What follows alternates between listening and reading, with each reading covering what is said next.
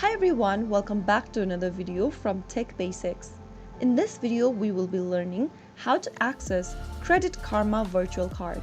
To access your virtual card for Credit Karma, the first thing you'll need to do is to open a web browser and then type in creditkarma.com and search. Go ahead and log into your account by entering your email address and password and clicking on login. Once you're logged into your account, navigate to the Credit Karma money spent section, and this section might also be called spend or something similar. Soon after you do that, look for a section related to debit card or virtual card, and there might be a toggle switch or a button labeled virtual card or manage virtual cards.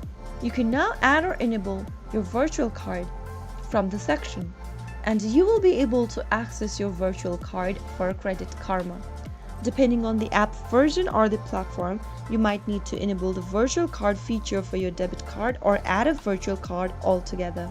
So that is how it's easily done. If you found the video to be helpful, go ahead and give us a thumbs up.